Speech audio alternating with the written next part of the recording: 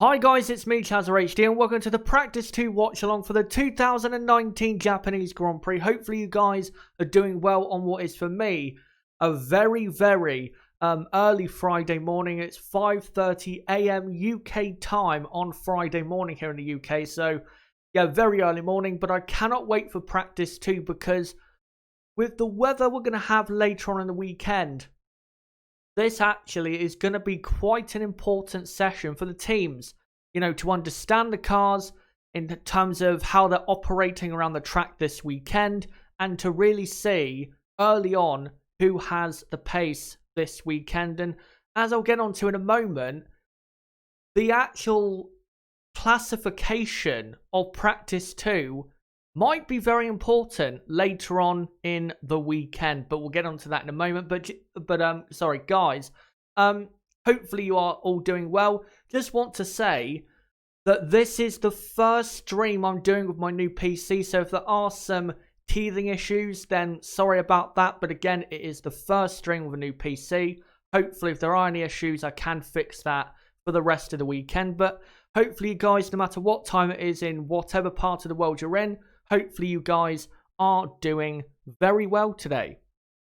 But now, before we get into looking ahead to Practice 2 and also talking about the breaking news that has happened during the middle of the night here in the UK and of course during the morning at Suzuka, let's first look at the results of Practice 1 that took place a few hours ago.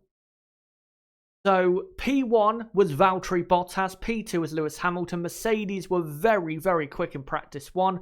I think that's, though, probably because Ferrari were holding back a lot of performance as they were P3 and P4. Ferrari with Vettel and Leclerc. And then it was Verstappen P5, Albon P6, Sainz P7, Perez P8, Stroll P9 and Lando Norris in P10. And then rounding out the rest of the field was Grosjean, Raikkonen, Hülkenberg, Ricciardo, Magnussen, Kvyat, Yamamoto, who had a special drive for Practice 1. He is the Super Formula and I believe Super GT champion as well. So Toro Rosso, of course, with their engine supplier being Honda, they decided to give him a run out in Suzuka, and he didn't actually do that bad. And then, of course, Russell, Kubica and Giovinazzi rounding out the field. The reason Antonio Giovinazzi only did 4 laps is because I believe he had, what did he have again? A hydraulic leak, I think, or a gearbox leak, something like that. And that's why he only did 4 laps and ended up at the back of the field in terms of the timesheets. But before we get into talking about, Practice 2 and the weekend ahead in terms of what I expect to happen, we first must talk about 2 big pieces of news that have happened in the last few hours. So first off, qualifying on Saturday because of a super typhoon that is heading towards Japan and Suzuka during Saturday.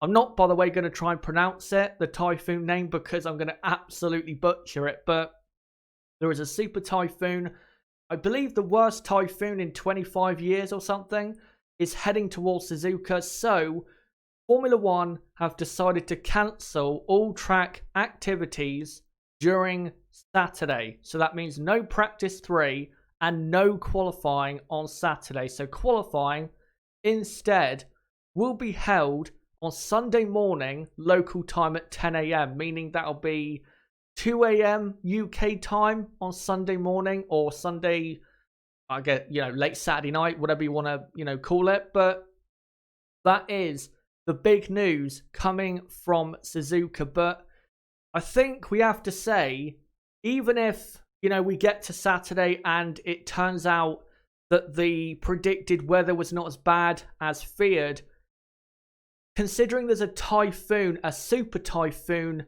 heading towards Suzuka, you cannot take a big risk. You've got to make sure you ensure the safety of, the drivers, the teams, and the spectators. So the best decision, I think, has been took, because I think if they went into tomorrow and tried to do some running and just, went to Suzuka on Saturday hoping that they could do something that would have been the wrong thing to do. So I think they have come to the right decision on that. But also other news is that if qualifying for some reason cannot be held on Sunday morning, most likely because of further weather troubles such as the typhoon, if it cannot be held qualifying on Sunday morning, then the results of practice 2 will be the starting grid for the race.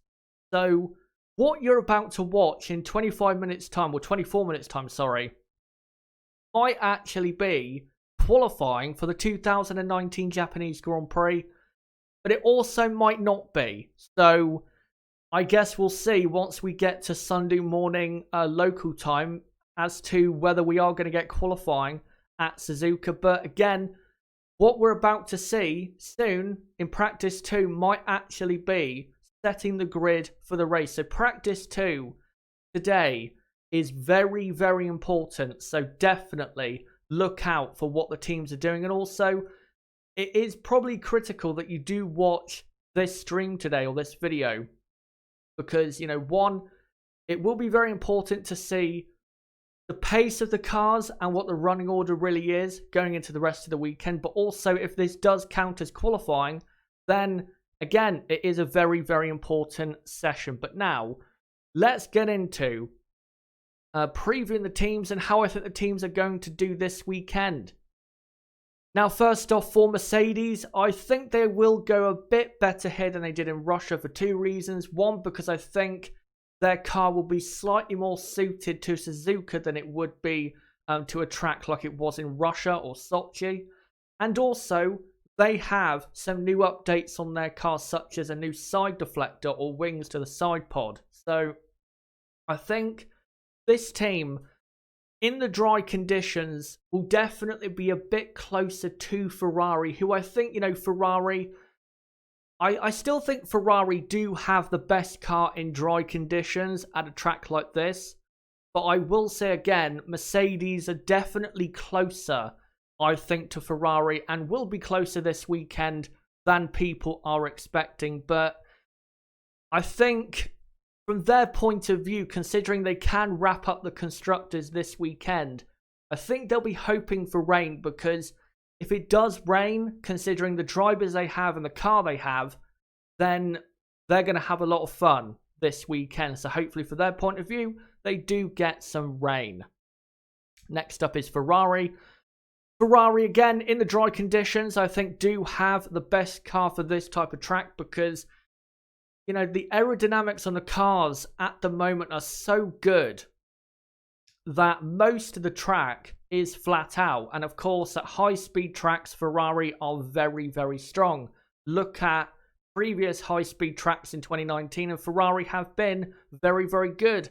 And as long as the conditions in practice 2 and in qualifying in the race, if it is dry, I think Ferrari are the team to beat, as long as they don't get in their own way and stop themselves from getting the result they should, which should be a 1-2 when it comes to pace over a single lap, and maybe the same when it comes to the race later on in the weekend as well. But they do have the best car for dry conditions. But if it does rain for qualifying or the race later on in the weekend, or even in practice 2, then I think you will see Ferrari struggle a lot more, because even though Ferrari have made progress on their car in terms of the grip, it's still not as good as the Mercedes or the Red Bull in terms of grip. It's closer to them in terms of grip, but they're still not as good or better than Mercedes or Red Bull when it comes to sheer aerodynamic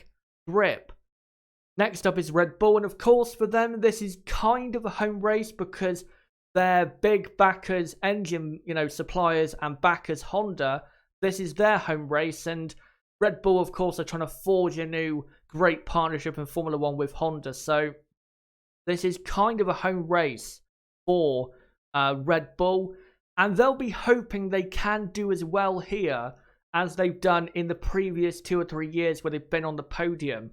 And I think for sure that is possible, because one, Max Verstappen, very good at Suzuka. He always has been. And I think made his Formula 1 debut in any session here at Suzuka in 2014 when he was doing a little test drive. So, yeah, Max Verstappen, very good at this track. Hopefully Albon can be a bit closer to Max Verstappen this weekend, but Max is going to be very good. But also compared to Sochi, the Suzuka track is a better track for Red Bull. They've historically always gone better at Suzuka. The way the track is just suits the Red Bull car more. So don't be surprised if Red Bull are contending for a podium. I wouldn't be surprised at all if not only they were contending for a podium, but also really going for the race victory or even pole position later on the weekend if, of course, it does rain. So look out for Max Verstappen and Red Bull as a combination, because I think they are going to be really quite strong at this Grand Prix meeting. But now let's get into the midfield. Renault, I think Renault this weekend, if it is dry, will probably have one of the best, if not the best car in the midfield, because again, high-speed track, Renault have done very well at those type of circuits in 2019. And also, Renault are debuting a new front wing at this race. So if that does work for them, then their pace will be even better than it was before. But if it does rain, I'm not quite sure what to think of Renault. I think both drivers will be fine in the wet because they're two very good wet weather drivers. But is the car going to comply if, it does rain? I'm not quite sure. So if it does rain, who really knows of Renault? But if it is dry, I think you can expect Renault to have a strong car. And they need to if they're going to maintain P5 in the Constructors after this weekend. Next up is McLaren. I don't quite think McLaren will have the absolute best car this weekend in the midfield, of course, but they'll be fine. I think both cars will be in the top 10. Carlos Sainz is always good here. He'll be absolutely in the top 10, no doubt about it, whether it's dry or wet. Lando Norris will struggle a bit compared to his teammate because, of course, Lando has a lot less experience of Suzuka, and having experience of this track is very, very important because it's such a hard track to get right. And the best drivers at this track normally have a lot of experience behind them at this track. So Lando will struggle a bit. He should, get better as the weekend goes on. But I think definitely you can expect him to be behind his teammate Carlos Sainz this weekend. But McLaren, I think they'll be absolutely fine. And next up is Alfa Romeo. Alfa's season is basically over. Let's be honest. They just cannot get the results they really should out of their car anymore. And they're too far behind teams like Renault and Toro Rosso in the Constructors. So I think Alfa's 2019 is over, and hopefully Alfa Romeo are really now starting to concentrate on providing a consistent car in 2020, because if they can, then I think Alfa can have a very good 2020 F1 season. But yeah, 2019 is over for them. Hopefully they just go for it, because I don't see what they have to lose. I mean, if they finish behind Haas in the Constructors, I don't think that's a big deal, because even if Alfa finish ahead of Haas in P8, I don't think that's going to make Alfa's season feel or look any different. So hopefully this weekend, and for the rest of 2019 really, Alfa just go for it and see what happens. And this weekend, considering the weather conditions, you never know, going for it might actually produce a really good result and might put them a bit closer to a team like Racing Point in the Constructors. Next up is Haas F1. Haas F1 are starting to really now solve the issues their car had earlier on in 2019. Great to see. But as Romain Grosjean, I believe, said yesterday, because of how inconsistent the Haas car is, it's difficult to say when it'll be good and when it won't be good. But I think this weekend their car will be good, because historically Haas have always gone well at Suzuka and have always got good results here. So I think from that standpoint, Haas will be fine. Both drivers, I think, like the track and do go well here, especially Romain Grosjean. Roman historically does go very well at Suzuka in terms of qualifying and race results. So look out for Grosjean in the Haas. But I think Haas, they're going to struggle to be in the top 10, but they'll be, in and around there for sure. No doubt about that. Next up is Toro Rosso. Also a home race for them, kind of like Red Bull, because again, of engine supplier Honda. Toro Rosso really did have a rotten Russian Grand Prix. Hopefully they can really, get rid of that memory, because that weekend was just terrible for them. With the grid penalties they had and, Daniel Kvyat's awful luck, during that weekend. So hopefully they can really have a better weekend this weekend. And I think they will, because this track does tend to be better for them historically than the Sochi track. And I just think the two drivers in that car will be better suited here than they were in Russia. Our last midfield team is Racing Point. Racing Point in practice one were actually looking really strong. That's not the biggest surprise, because Racing Point have never been terrible here. They've had good results here in the past. So that's not that big of a surprise, but it is nice to see, Racing Point being nicely up there in the top 10. So good to see there, but can they do that this weekend?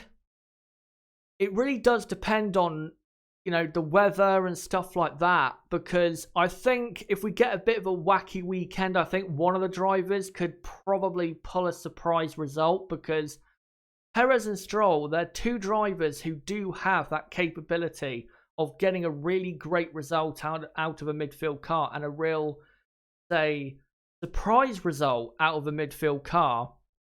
So if we do get some weird weather conditions and stuff like that, who knows? But if it's normal dry conditions, I think Racing Point are probably going to be, P10, P11. I don't think they'll be right in there, but they're going to be around Haas, I think, in normal dry conditions.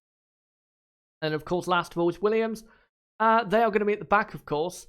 One thing I will say, though, is again, if it does rain in qualifying or the race, then as long as Williams don't make any mistakes or their drivers don't, then you never know. They could do a Hockenheim and finish in the points. So hopefully it's a mistake-free weekend from Russell and Kubica. But guys, let me know in the live chat right now. For the teams, what do you think will happen this weekend in terms of, what do you think the running order is going to be for those certain teams? Do you think Ferrari in the normal dry conditions are the favourites to be P1 and P2? Where do you think Mercedes and Red Bull will be? And how do you think the midfield will fare?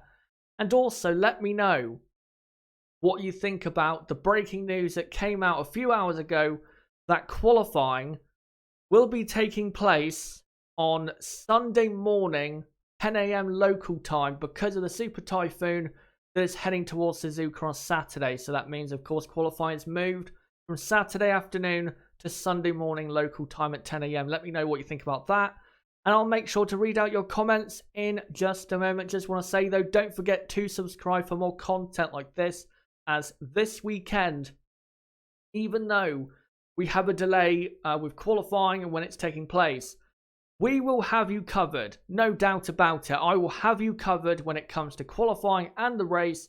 I'll find a way to cover it both, even though qualifying and the race are taking place in a very short space of time. So don't worry, I'll be able to cover it for you guys, and you cannot miss a thing with us on Sunday morning if you are from the UK or from Europe. So don't forget to subscribe for that. Bottom right of the screen, you can do it right there, or go to my homepage, subscribe, and hit the notifications bell. And also don't forget to hit the like button for more content like this.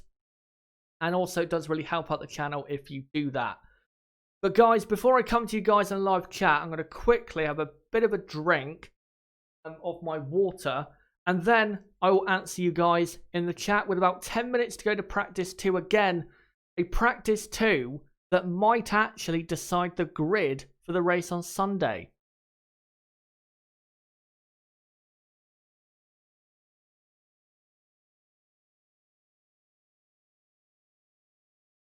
And let me quickly move on to that picture of Lewis Hamilton.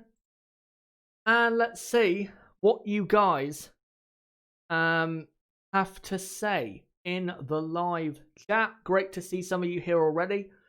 I'm not expecting great numbers, by the way, for practice 2 because, again, early morning stream, practice 2, I get it, but still great to see some of you here very early in the morning, if, of course, you are in Europe. So let me look at you guys and what you have to say in the chat. Spider Monkey saying race simulation and quali simulation must be a key part for Sunday. It will be. And that's what practice 2 will be so important for in this session, is because we're not going to have a practice 3. If you don't get your car set up right for the dry qualifying conditions we're possibly going to have on Sunday, if you don't get it right in this session, then you're kind of screwed for qualifying, because normally, you know, if you can't quite get it right in practice 2, in terms of the setup of your car going into qualifying, then you can, you know, make some changes, and then going into practice 3, you can see if they've worked and then make some more changes to the setup.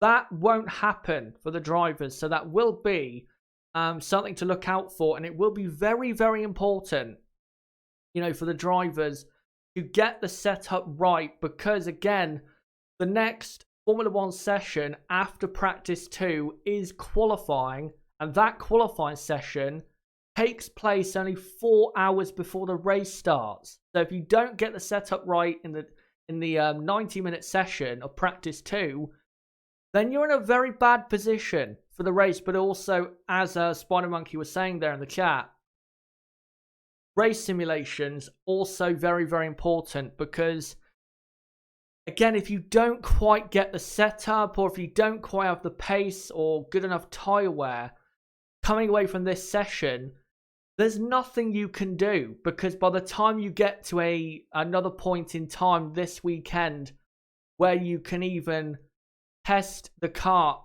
in terms of how it is on you know, heavy fuel, and how it is when it comes to a race simulation, you're actually in the race. So again, if you don't get it right in terms of setup and tyre wear and just handling in practice 2, again, you are kind of screwed for the Grand Prix on the Sunday.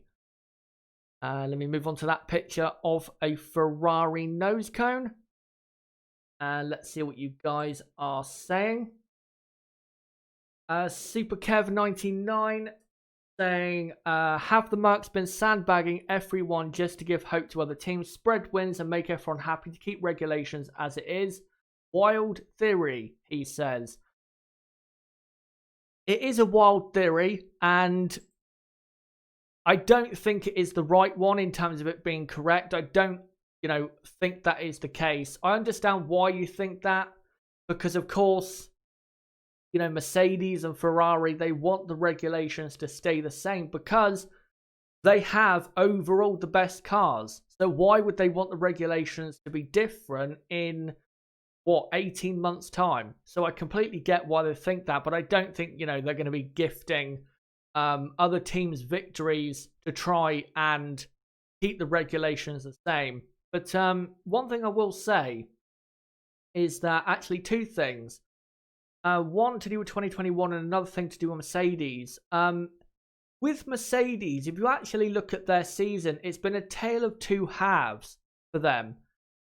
Because from the first race in Melbourne to Paul Ricard, they completely dominated the season. They wiped the floor with everyone in terms of results. They had, how many 1-2 finishes? Was it 6 1-2 finishes in 8 races? That is incredibly dominant for even for a dominant team. I don't even think Ferrari back in 2004 or 2002 did that. So that is an incredibly dominant first 8 races they had. But, you know, since Austria and since Max Verstappen took the home victory for the team, Mercedes haven't been that great. They haven't. You know, Silverstone, 1-2 finish. Hockenheim, probably the worst race they've ever had.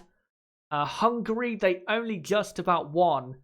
And then Spa and Monza, they did have the best car in the race. And if they just had a bit more straight line speed, they probably could have won those two races. But Ferrari just had enough power to win those races. In Singapore, they got really upset by how Ferrari improved.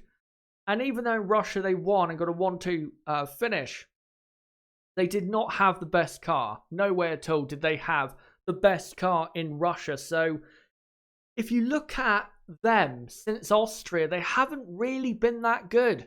And if the season did, start in Austria, then this season in terms of the World Championship would be very, very exciting. But unfortunately, Ferrari and Red Bull and Honda could not get their act together soon enough in the first 8 races of 2019 to really put up, a good enough fight against Mercedes. So that is a shame, but, that's just the way it is.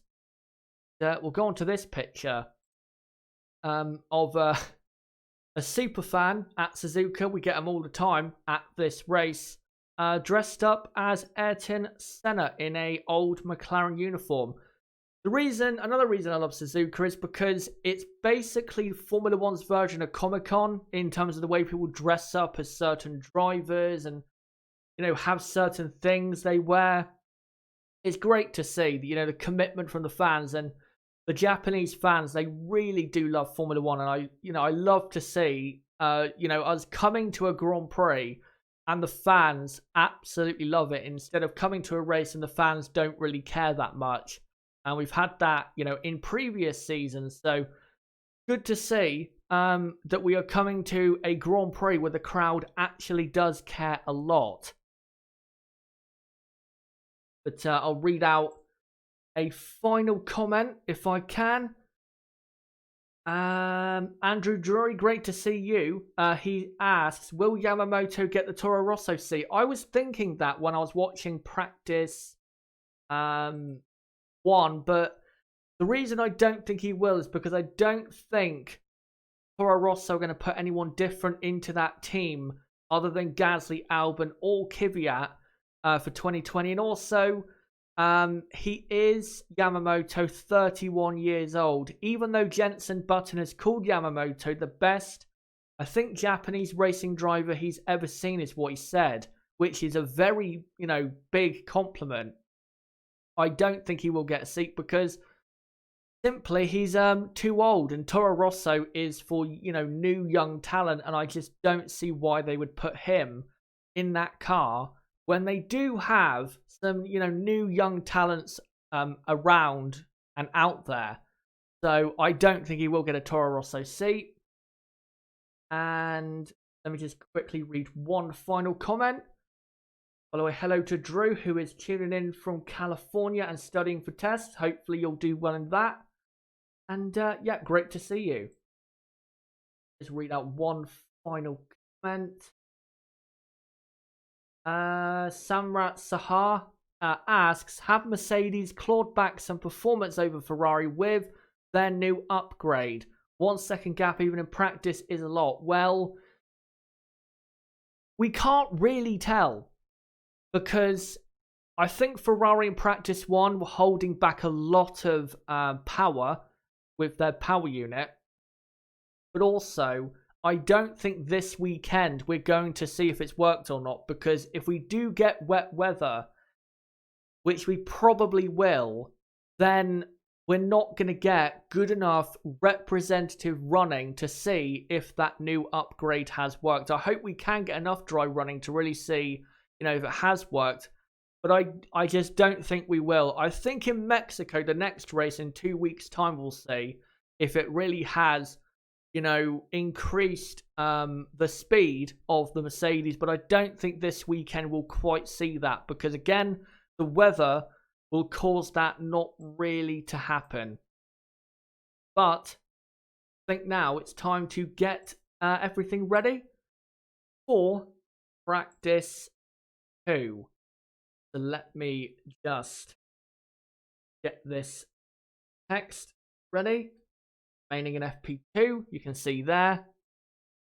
And I think I'm going to miss the timing syncing up point for the practice session. But if there is anyone new who is tuning into this watch along for the first time, what we do for watch alongs is, of course, I cannot show live footage because that'd be breaking copyright law, and I'm not going to do that, so that's not what I do.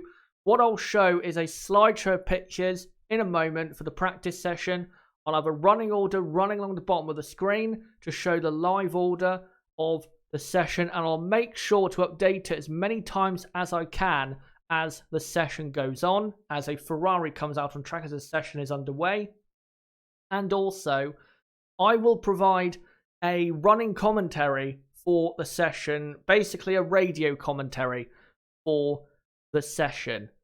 But let me now get the timing, if I can, synced up. So I'll sync up the timer in about 15 seconds time, as we've got Vettel, Giovinazzi, Russell, Magnussen, Grosjean and Norris already on track.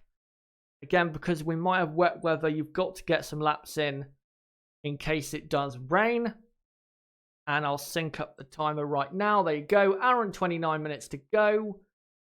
And there you go. That's the running order. That's not the current live running order. This order I've just done before the stream has started. Once we get all 20 times on the board for the first time, then I will update it to what it actually is. And also, let me get the slideshow up. And there you go. And that will be playing during the session. And there'll be one picture, I believe, every 3 minutes. So there you go. As Sebastian Vettel is coming to the end of his outlap on the medium compound tyres, and now starts his first run in practice 2. Let's see what Sebastian Vettel has for us for his first lap of the session. Might be a very important lap later on in the weekend. Giovinazzi also on medium tyres, Russell on hard tyres, Raikkonen and Gasly on mediums, and also 2 Haas's and Lando Norris on soft compound tyres. As Vettel now comes through the S's and comes through them very quickly, and now comes to the end of the first sector. There's a 31.6 for the first sector. And now he comes through to the hairpin. And the car is looking fine at the moment for Sebastian Vettel. And now he heads towards the spoon curve. Very fast part of the track. And he throws it in now. And yep, the car looks absolutely fine compared to anything else out there, as it's sparking away on the exit of the spoon curve. And now heads towards 130R. He does a 1 minute 12.4 for the first 2 sectors. And now brakes for the final chicane and goes a bit wide through the first part, but that's just about okay. And he comes to the line and does a 1 minute 30.3, which is not that great on medium tyres in practice 2. But again, I'm sure Sebastian is holding back some power, and he isn't on the softest compound. So, yeah, I'm sure he can go a lot faster than that. Also on a lap is Giovinazzi, Magnussen, Grosjean, Norris, Raikkonen, Gasly, and Kvyat, as Charles Leclerc's car is currently being worked on. I don't know why. Maybe he's trying to change the setup. I don't quite know why, but anyway. Kevin Magnussen has gone second. Now Grosjean has gone second. And Antonio Giovinazzi has done a lap, but it's not that quick. Remember, Antonio only did 4 laps in practice 1. So he won't be going very quick straight away, as we're currently looking at Pierre Gasly, I believe, on his first proper lap of the session. He comes through 130R on the medium compound tyres. As we've now got Carlos Sainz, Alex Albon on the track on an outlap. And Gasly will now come to the line and opens a DRS now. And Pierre Gasly goes P6. Daniel Kvyat goes P4. So good first lap there for Daniel Kvyat. And yet the only other drivers who have not set a lap but are on track are Carlos Sainz and Alex Albon. And now Valtteri Bottas comes out on track on an outlap. And now does Lewis Hamilton. And of course, they'll be wanting to get their laps in so they don't miss out on anything during the weekend. And now Bottas has only just come out the pits and is now coming through the S's section. Currently second in the Drivers' Championship, of course. By the way, Lewis Hamilton cannot win the Drivers' World Championship this weekend. The team, though, Mercedes, can win the Constructors if they get a 1-2 finish, which is possible, of course, because they have had a 1-2 finish here in the past in 2014, 2015, and 2018 as well. So a 1-2 finish is possible for them, and if they do get it, they will officially win the Constructors' World Championship. But when it comes to Lewis Hamilton winning the Drivers' Championship, he cannot do it this weekend. But if he does beat Valtteri Bottas this weekend and in Mexico, then he will officially be the 2019 World Champion and will win his 6th world title. So he's not far away, and most likely Lewis will be crowned champion again for the 3rd year in a row in Mexico City. As we're currently looking at Esteban Ocon, the reserve driver for now for Mercedes. Of course, he's racing for Renault in 2020. As Valtteri Bottas letting through a Ferrari there. Couldn't quite see who it was. I think, yeah, it was Sebastian Vettel. Leclerc not on track at the moment. And Valtteri Bottas now starts his first run of the session on the medium compound tyres. As you can see on your screen, funnily enough. As he comes through the S's and he's really throwing the car in. And you have to say the Mercedes is still the benchmark in terms of downforce. Their car looking very good in the first sector. In terms of speed, not quite as good as a Ferrari, I think, but they do have a quick car, no doubt about it. As Lewis Hamilton now comes through to start the S's as well. As on Sky F1, we're currently watching Paul di Resta and Damon Hill stood on the inside of turn 1, 2, and I think turn 3 as well, to look at the cars coming through. And it is a great part of the track, turn 1, 2, and 3. As we're just watching cars come through. Haas is coming through turn 1. And now another car comes in. Not that quickly. It's a Red Bull that's only just come out on track. I think of Alexander Albon. So Albon, I think, has probably just set his first proper lap of the session. We won't find out the time, though, until a moment once they cut away from Paul di Resta and Damon Hill trackside on Sky F1.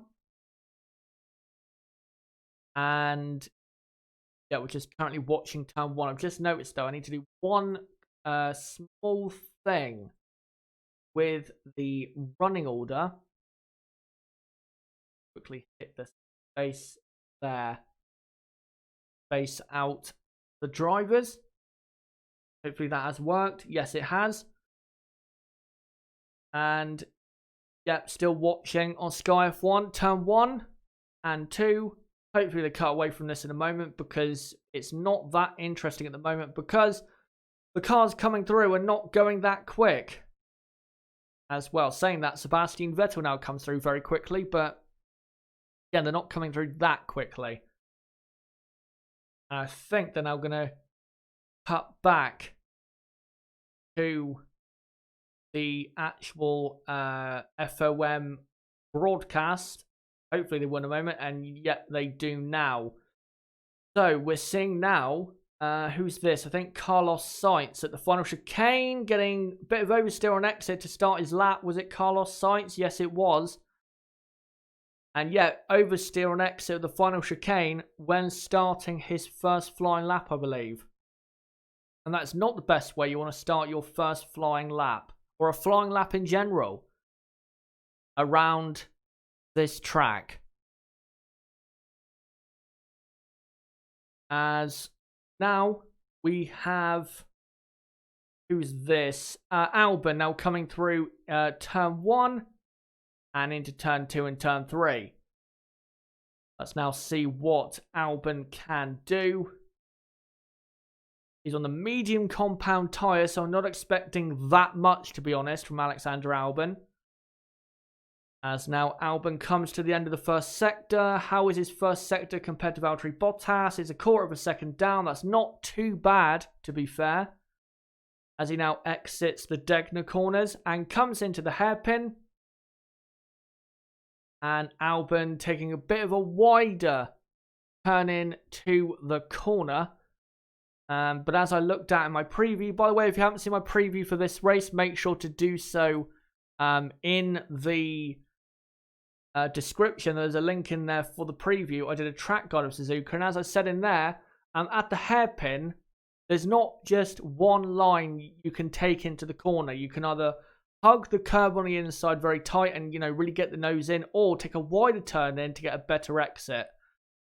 As Albon now comes to the final chicane, and this has been a decent first lap as he exits the final chicane, and Alexander Albon goes P2, quarter of a second down on Valtteri Bottas, and does a purple final sector. A good first runs there for Alex Albon. And we're seeing there in the Red Bull garage some possible rain coming. Not much, but something, and that will affect the respective programs that all the drivers, are going to run in this session, as Charles Leclerc is still waiting for his car to be done, to be ready to go out on track. Of course, he wants to get out there and try and get some good laps in, as now Sky F1 go to an ad break. So, again, as I said earlier, we'll wait until all 20 times are on the board, and then I will do the running order. But so far, I think we've only had about 15 or 13 times on the board. So yeah, let's give it some time before, we actually update the running order. But at the moment, it is Bottas from Hamilton and then Albon in third. But I cannot remember what the rest of the order is. But again, once all 20 times are on the board, we'll make sure to complete the rest of it. And I've actually, I think, a bit of a slight mistake with, I think, the slideshow. Some of the pictures in the slideshow, I think, are the same as seen earlier on in the stream. So hold on a minute. Just repair that whilst we're on an ad break. Might as well do it now.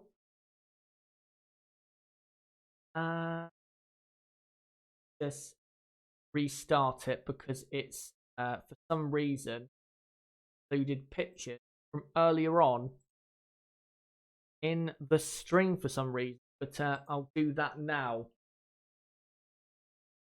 You guys, whilst we're on an ad break, because there are so many pictures, I want to show you guys that for some reason we're not playing properly. So let me just quickly, again, pair that. So, roll bit. Think just that one. I'm sure can. But there you go. I think I fixed it now. So it shouldn't be doing that again. But these weather conditions you see on your screen, or only saw for a moment. Those weather conditions might be happening for qualifying. So we'll see if that does actually occur. I'm just trying to make sure everything's working fine. So there you go. I think now it is working as it should. Sorry about that. Some of the pictures for some reason weren't showing. It was showing earlier pictures from the stream. So I don't know why it was doing that, but there you go.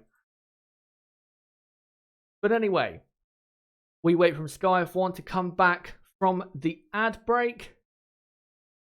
Jaden Julian, are you in Suzuka? No, I'm not. I'm commentating from my house in the UK, and it is currently 6:15 in the morning UK time, which is, I guess, just about sociable, considering the sun will be rising pretty soon. But yeah, very, very early start for practice 2.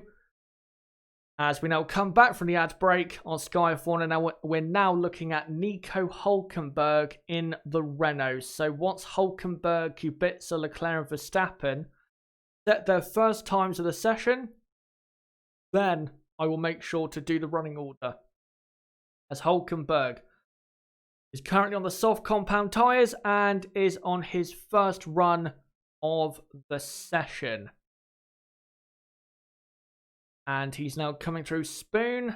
Car looking fine. Again, as I said earlier, I think the Renault car this weekend is going to be a bit more competitive than it was in Russia and Singapore. And in Russia and Singapore, the car was actually pretty competitive. So I think Renault this weekend aren't going to be that bad. They might actually have the best midfield car. So look out for Renault this weekend as Nico Hülkenberg comes now to the line, and Hülkenberg goes P7.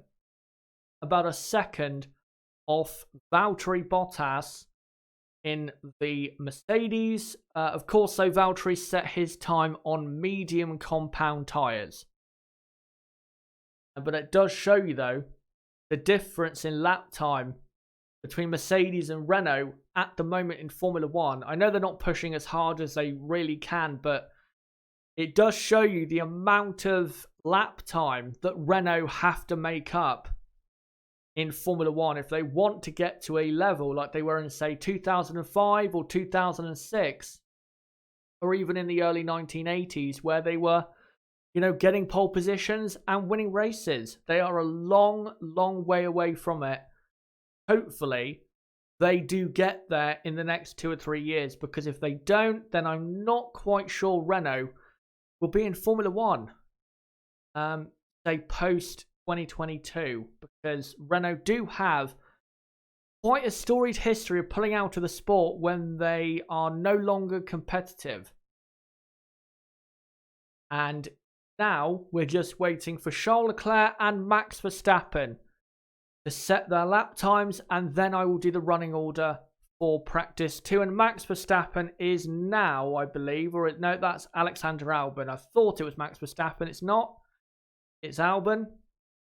Is coming back out onto the track.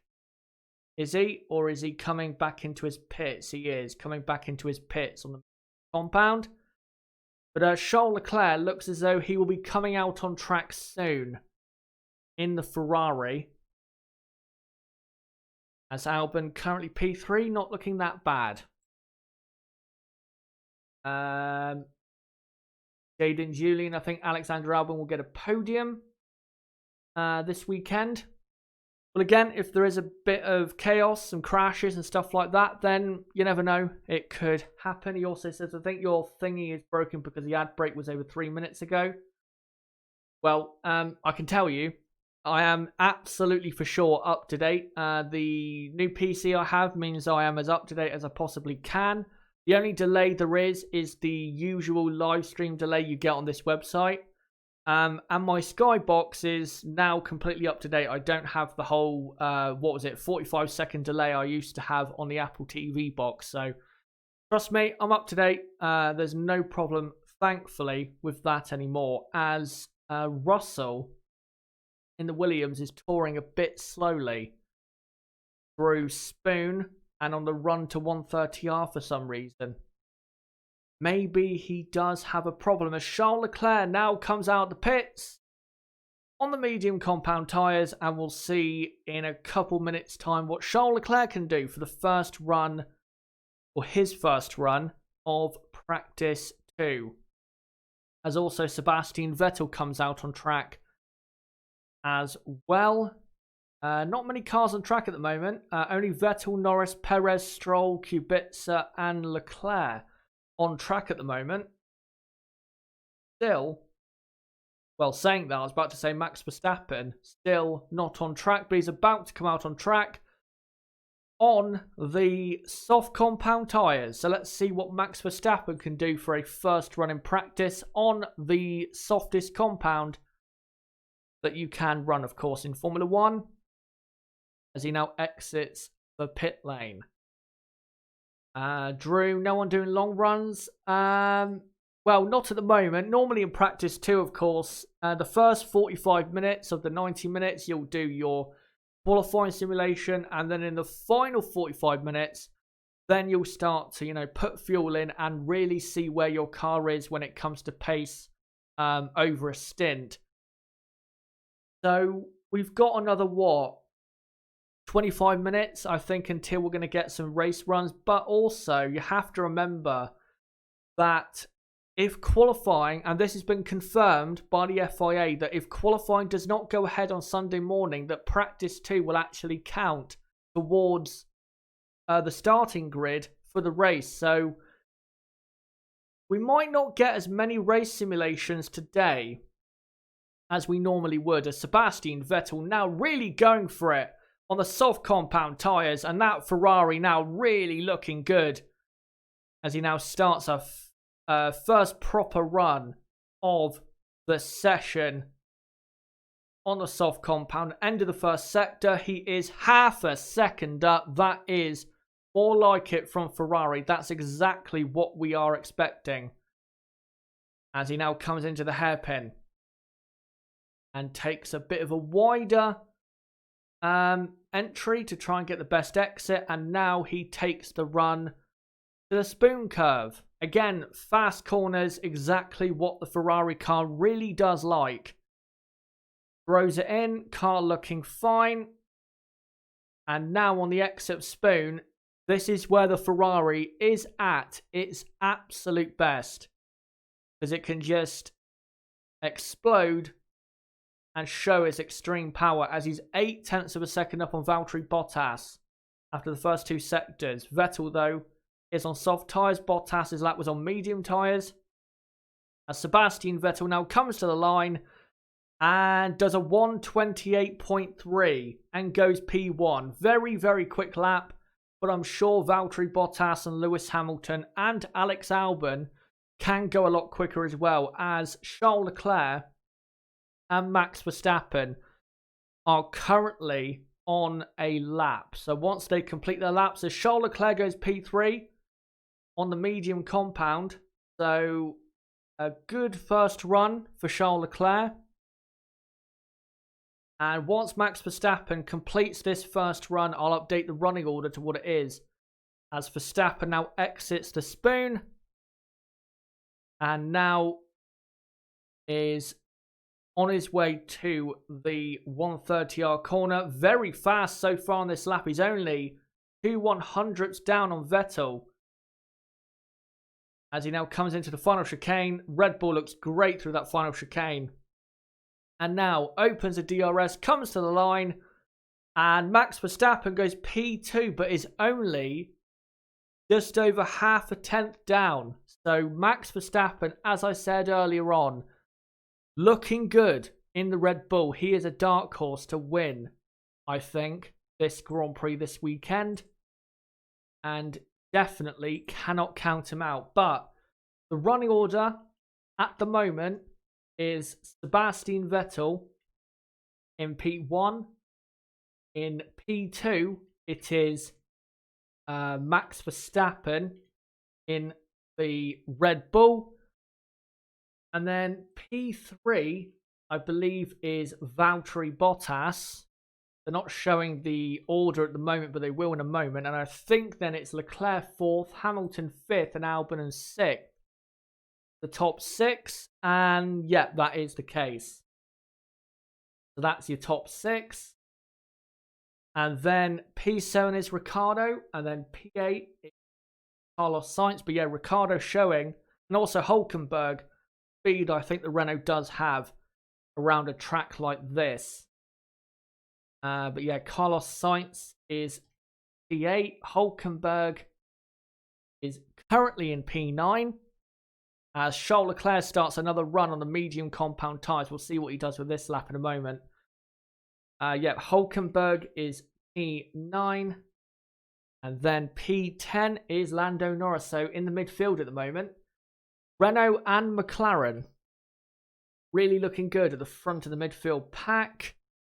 And then it's the two Haas's, P11, P12, not looking too bad. The American team, as Leclerc is half a second down on Sebastian Vettel after the first sector.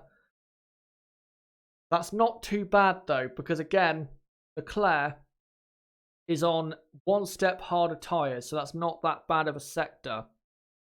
Yeah, Grosjean is P11. Let me just undo that. Get the caps, the cases right. As Leclerc now coming through Spoon. Car looking fine. Bit of understeer though on the exit of the Spoon curve. Yeah, Kevin Magnussen is in P12. And then it's Perez in 13th. And then Daniel Kvyat is 14th. There's Leclerc. And now Gasly has now got P9 in the Toro Rosso. Quickly update that as Leclerc now comes to the line. No, he does not. He goes in the pit lane. So I think he was not improving anymore on his lap. And did he make a mistake? Don't think he did. Maybe in Degner 1, but I don't really think he made a mistake on that lap. Did Charles Leclerc. But it's now Hülkenberg. P10, Lando Norris is... I was about to say Lando Norris is P11, but Daniel Kvyat has just gone P4 in the Toro Rosso. So, very impressive lap. Surely Kvyat is on soft compound tyres. And obviously Leclerc, Hamilton, drivers like that are not on that compound. There you go. So let me just quickly do the order. And I'll, I think Max Verstappen is currently, and someone spun, it's Valtteri Bottas. Valtteri Bottas has spun at the on the exit of the final chicane. And got it all wrong. And has he stalled his car? I don't know, but he can't move, can Valtteri Bottas. And yet, Valtteri, unless he's waiting for cars to go through, but it doesn't look like he can move at the moment. And no, now he gets moving, but that's ruined a few people's laps, that has. And yet, he does now get underway. Obviously, out the final corner, went to start his lap and applied way too much throttle. Is what is most likely the case there. But it's Lewis Hamilton, and we're about to see a replay of it. Bottas. Yeah, he just put too much throttle on. I think the tyres were a bit cold as well, so not that big of a surprise that he did that. But Kvyat's lap puts Leclerc P5, Hamilton P6, Albon P7, and then Daniel Ricciardo is in P8. And then in P9, it should be Carlos Sainz in the McLaren. As we're seeing further replays of Bottas lighting up the rear tyres and spinning on the exit of the final chicane and on the start of the pit straight. So disappointing for him that he's already blown a set of tyres when again this could count towards qualifying. Who knows? Just seen actually, Kimi Räikkönen has now gone P8, so this is ruining me trying to do the running order here. So what I'm going to do is quickly pause my TV and get this running order done, because I need to make sure I get it absolutely correct for you guys. So it is at the moment Vettel, Verstappen, Bottas, Kvyat, Leclerc, Hamilton, Albon, Raikkonen, Ricciardo, and then P10 is Carlos Sainz. P11 is Pierre Gasly in the Toro Rosso. P12 is Nico Hülkenberg, as some drivers now starting a lap. Norris is dropped down to 13th place. Then it's, I think, Grosjean 14th, and then Magnussen in 15th place. That, Grosjean 14th. Then Kevin Magnussen in 15th. And then rounding out the order is Perez, Giovinazzi, Stroll. Going to assume it's Russell and Kubica. Do that quickly. Perez, Giovinazzi, Lance, Stroll. So there you go. That is the running order for now, but that's going to change massively in a few moments' time, as now Lewis Hamilton is coming to the end of his flying lap on the soft compound tyres, and Lewis Hamilton goes P1 by half a second. So there you go. My running order has already been completely destroyed, but I'll make sure to redo it once everyone has completed their runs on the soft compound tyres.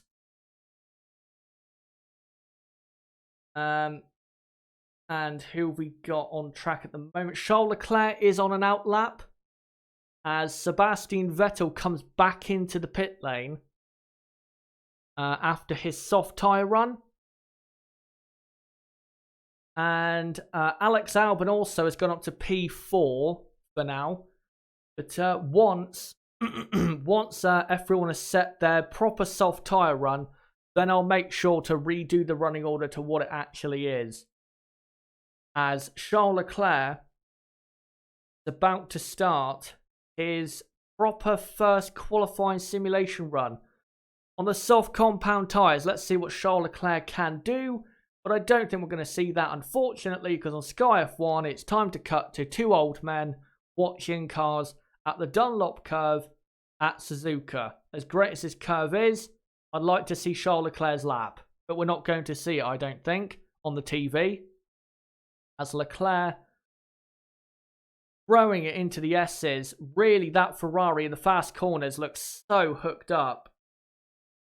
And now comes through the Dunlop curve, and I don't know what the sector time is for the end of the first sector, as he really threw it into Degner 1, like you should, but he really did throw it into that corner very, very roughly, and the front wing bounced on the ground very, very roughly as well.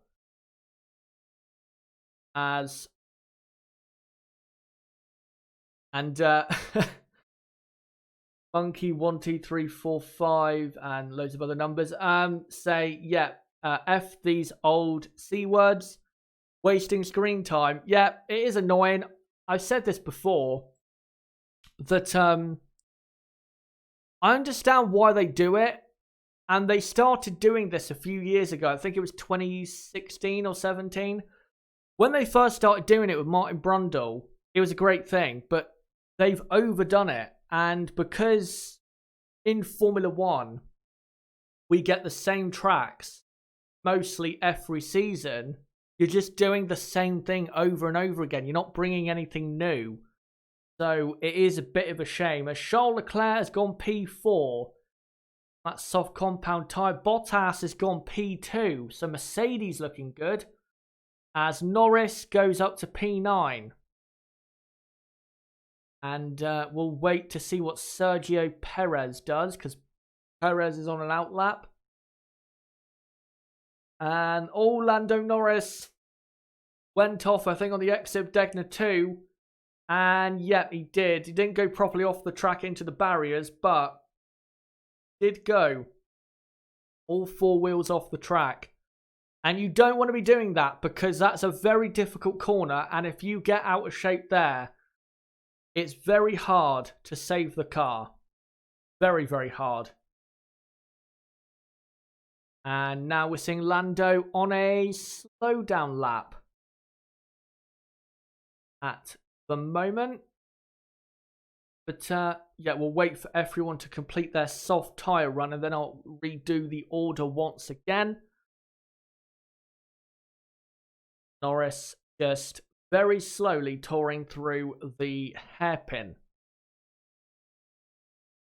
Who else is on a lap? I think Daniel Ricciardo is.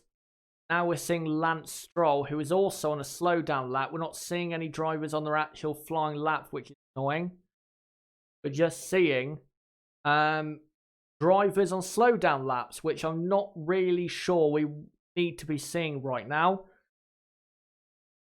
Carmen LP, hey Chazza, big thanks for the stream, mate. F1 TV in Australia is absolutely shocking. Yeah. Well, I'm not surprised that F1 TV is shocking. If you look at the figures for F1 TV, readjust this picture because it's not quite been as good as I wanted that picture. Yeah, F1 TV is a bit of a disaster, isn't it? But yeah, no problem with the stream. Of course, I do the Practice 2 watch along for every weekend. And just to let you guys know who are new to the channel, don't forget to subscribe for consistent watch alongs of Practice 2, qualifying and the race for every F1 race weekend in 2019. So don't forget to subscribe for that. Bottom right of the screen, do it right there, or go to my homepage and do it there, and also hit the notifications bell as Norris starts another flying lap. But yeah, no problem in, giving you guys this stream as, we do it all the time. But also, it's great to see, who is doing what so far this weekend. Especially considering this is the last Formula 1 session of the weekend until qualifying on Sunday morning. And then qualifying is only 4 hours before the race. So yeah, this is a very, very important session. And there's only 52.5 minutes to go. So the teams have got to get all the, critical running in. Because if they don't, then they're going to be in a difficult spot for the rest of the weekend. As Sergio Perez comes to the end of his quali sim and goes P7. And Stroll is currently P8. So that's pretty good for Racing Point. Quickest midfield team so far. And I think I will quickly do the running order because it's once again changed a lot and I think I should do it. So let me just quickly get doing that if I can. So it is currently Lewis Hamilton in P1. Valtteri Bottas is P2. And then in third place, it's Sebastian Vettel. Fourth is Charles Leclerc. Ferrari at the moment, you may think, are not looking that great. But again, I think they're saving power. But I will say, I think Mercedes' new upgrade is working. Because I thought Ferrari would be a lot more competitive in practice 2, even though they probably turned their power units down more so than Mercedes have. So, yeah, I think looking very close for sure at the top. But yeah, Vettel P3. Leclerc is P4. And then it's the 2 Red Bulls in P5 and P6. And then there's about a second gap from Albon to Perez. By the way, Albon is only 0.2 of a second off Verstappen. If he can keep that up, that'll be a great weekend for him. That's all he has to do. Don't have to beat Verstappen. Just be a couple tenths off, and that's enough, in my opinion. But yeah, let me just quickly update that. So, Max Verstappen, a Suzuka specialist, you have to say. 5. Then Alex Albon in 6. See if the picture on the screen needs adjusting. It does a bit. Let me get that. There you go. Of a Toro Rosso Pierre Gasly, I think, from first practice. As Grosjean is on a soft tyre run and he's coming to the final chicane. What can Romain Grosjean do? Can he improve on currently P16? Comes to the line and Grosjean goes P8. Not too bad. Kevin Magnussen is currently halfway through his qualifying simulation run. So we'll see where he goes. But let me just wait to see where Magnussen does go, in case he does go up to P7. As Magnussen now comes through the end of the spoon, and Skyfall now go to an ad break, which is very, very annoying. So what I'll do is quickly rewind, then I'm going to quickly do the order before they come back from the ad break. Shame they do ad breaks, but you know, they've got to get them in somehow, haven't they? Perez P7. Romain Grosjean is P8 in the Haas. Stroll is P9. Again, Racing Point looking quite good, you have to say. At this stage of the weekend, they're looking quite strong. And they were like that in practice 1. Kvyat is P10. And it is Carlos Sainz in P11. P12, Lando Norris. McLaren not quite getting the laps together at the moment. But again, there's still another 48 minutes to go in practice 2. So plenty of time left to get a lap in. Kimi Räikkönen is P13. And then P14. Daniel Ricciardo again. This is the order before Sky F1 went to an ad break. So it's probably going to be different once we come back from it. But I'm going to quickly do it now, just in case it is about the same. Gasly 15th. Hulkenberg is 16th. Then it is Magnussen in 17th place, but I think that'll be different in a moment. And then it is Giovinazzi, 18th place. So there you go, with 47 minutes to go. That is, I think, the running order at Suzuka. Again, with 47 minutes to go in practice 2. Let's see what you guys have to say. By the way, if you've only just joined us, nothing much has happened in practice 2. But if you have missed the big breaking news, when it comes to the running of the weekend tomorrow, because of the Super Typhoon that is coming for Suzuka, qualifying will not be taking place as scheduled originally on Saturday afternoon local time. It will instead take place Sunday morning local time at 10 a.m, which is 2 a.m. UK time on Sunday morning. Big breaking news that happened, a few hours ago? And you have to say, they had to come to that decision because they couldn't afford to take a risk and wait and see. You can't really do that with typhoons. You've got to, make a decision before it makes landfall. And I think just about now, or in a moment, we'll come back from that ad break. Drew, thanks, Chaz. Are going to have a good night's rest. No problem. Hopefully you do. And thank you for enjoying the stream. Blue Flag Alpha, why don't they do quali today? Well, also announced in the past few hours is that, again, if the typhoon causes qualifying on Sunday morning local time to not go ahead, then the results of practice 2 will be the starting grid for the race on Sunday. That was officially confirmed by the FIA about 2 hours ago. So this might actually be qualifying right now. Who knows? We'll have to see, of course, once we get to qualifying and see, if qualifying does happen, which I think it will. But if it can't happen, then this is qualifying. But again, if qualifying on Sunday morning for some reason cannot go ahead.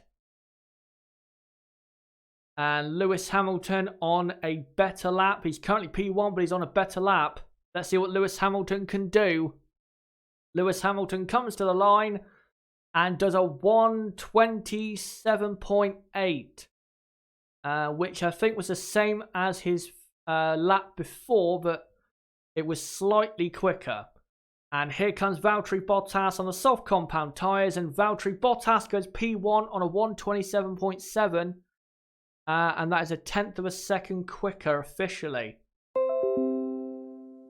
As Kimi Räikkönen currently in the FIA scrutineering, as most people are in the pits. So I think I should redo the order once again.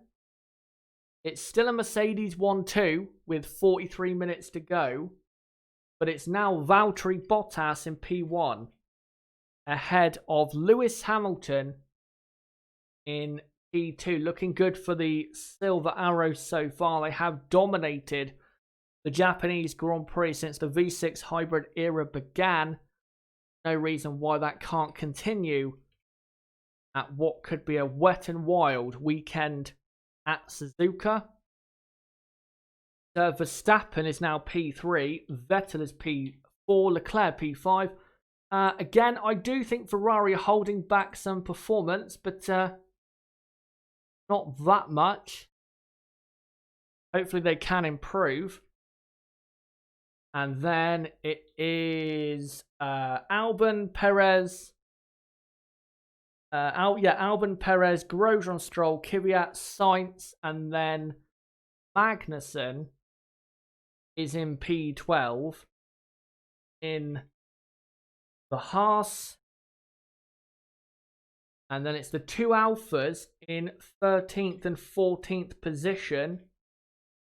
Giovinazzi ahead of Raikkonen for the moment, which is quite impressive by Antonio. Because Antonio, this weekend, this is his first ever race around Suzuka. So quite impressive, considering Kimi Räikkönen has been racing here since 2001. And in his first ever Japanese Grand Prix, Kimi Räikkönen, he was took out by Jean Alesi. That's how long ago that was. Norris is 15th. And then it's Ricciardo 16th. And then Gasly, Hülkenberg, Russell and Kubica. Renault, for some reason, are down in the timesheets. I think that's because they've not done any proper soft tyre run in a while. So that's why they're a bit down compared to where they should be. Yeah, that is the order for now. No, not anymore. Because Albon has gone up to P5 for Red Bull. By the way, also, another new update for this weekend's race is that Red Bull with Honda have a new fuel for the engine, and apparently it is helping the power output for the Red Bull car. So look out for Red Bull and look out for Honda really when it comes to the speed traps, because maybe that'll give them slight extra performance. But according to Christian Horner, it's mostly to help with reliability and drivability. As just looking at the order, and yet the order is the same as it is on mine. 40 minutes to go, and it is Bottas from Hamilton, Verstappen, Vettel, Albon, Leclerc. And again, I do think Ferrari are holding back some performance, but I don't think they're holding back a ton. And you have to say, so far, Mercedes look good. They do look good. Their car does look very, very aggressive in that first sector. And I think they do look very strong.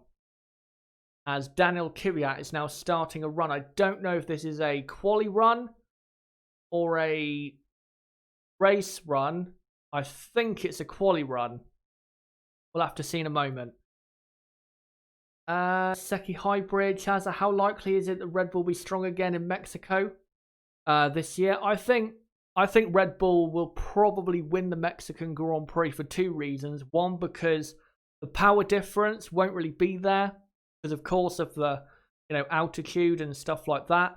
But also, Max Verstappen is very good at that track, and it would take a lot for someone other than him to win the Mexican Grand Prix.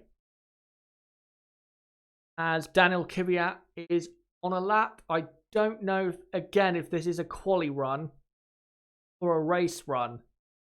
He hasn't improved on his first sector. Let's see what his middle sector is like. If it's way down, then we know this is a race run.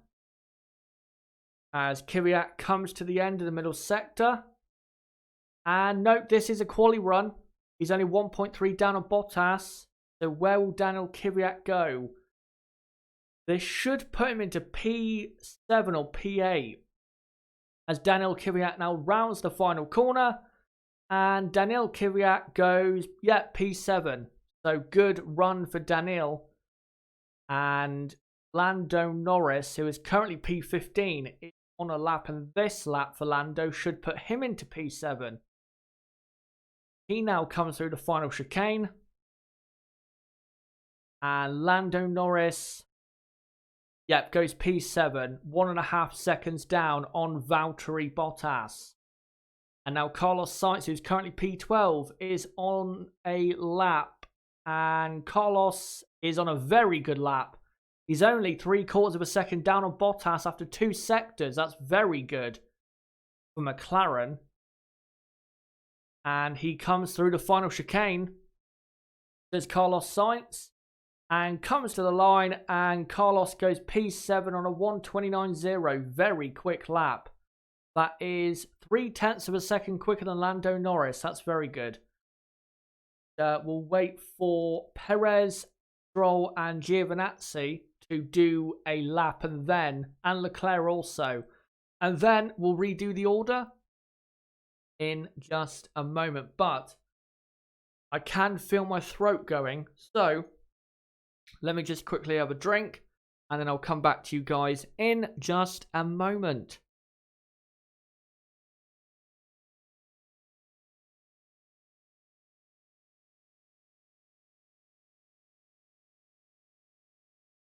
As we're currently on the TV seeing a replay of Carlos Sainz bouncing over the final chicane. And now we're seeing Perez on a hot lap. Let's see what Perez is doing for the end of the first sector. Hasn't improved his first sector, but 0.5 second down is not too bad for the first sector, considering he's in a racing point compared to Valtteri Bottas in the Mercedes as Perez exits the hairpin with 36.5 minutes to go in what is a very important practice 2. Perez now comes through Spoon. And now Perez starts the run to 130R. And what can Sergio Perez do on this lap? As he is improving his middle sector. But this lap so far, I don't think would put him into P7. This is probably going to put him into P9. Let's see as Perez now rounds the final chicane through the final corner. And Sergio Perez goes P8. Good lap. Good lap there for Sergio Perez. As Lance Stroll is on a lap. He's halfway through his hot lap is Lance Stroll. As he comes through Spoon. And let's see what Lance can do for the middle sector. This is not that great of a track for Lance if you look at his history, but so far this weekend he's not looked too bad as Lance. As he comes to the final chicane, and this lap should put him around P10 as Antonio Giovinazzi goes 13th and Lance Stroll is still P12. So because of that, I'll redo the order once again. So it is Bottas, Hamilton, Verstappen, Vettel, Albon, Leclerc. And then in 7th place, it is Carlos Sainz. And then in 8th, Sergio Perez. Again, no Racing Point. They've got a good, fundamentally good car for this race, which I thought they would have. Maybe not quite as good as what they're showing, but fundamentally, again, they've got a good car. And as long as they have that, I think they'll be, top 10 runners in the, in the important parts of the weekend. Grosjean is P11, Kvyat P10, by the way. Lance Stroll is 13th. 12th, sorry. Giovinazzi is 13th. And then Kevin Magnussen is in 14th position. 15th is Kimi Raikkonen. Alpha not really looking that great. I didn't think they'd be that great anyway this weekend.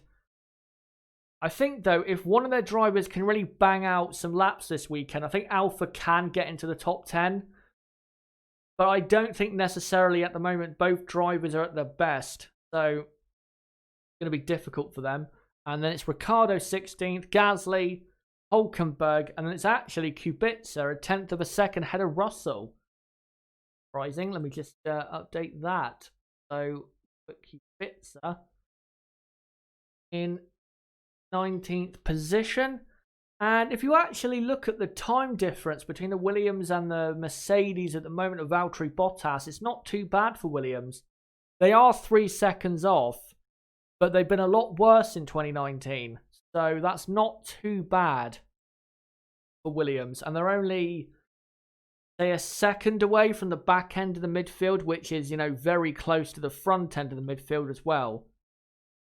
And, well, the gap between Williams and the front end of the midfield is about 2 seconds. So things are improving for Williams, but they still have absolutely the worst car in Formula 1 still.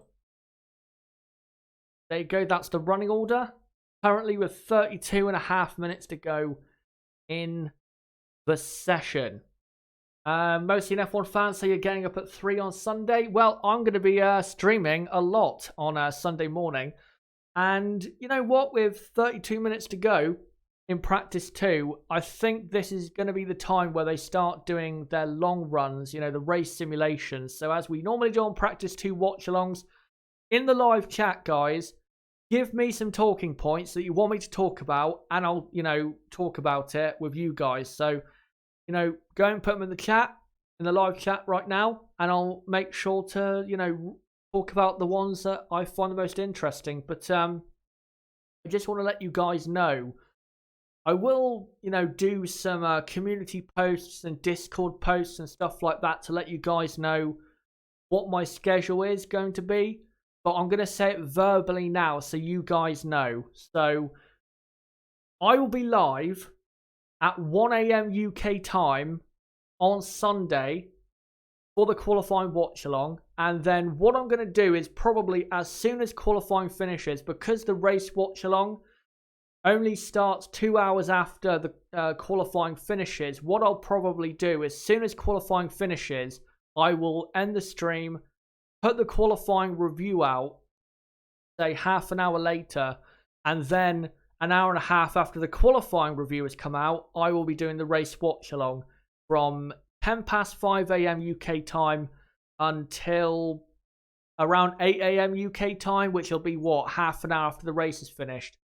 So that is the schedule for, as Kimi Raikkonen goes P10 in the Alpha, that is the schedule for us on Sunday, with qualifying, of course, being delayed until Sunday morning, 10 a.m. local time, which is 2 a.m. UK time.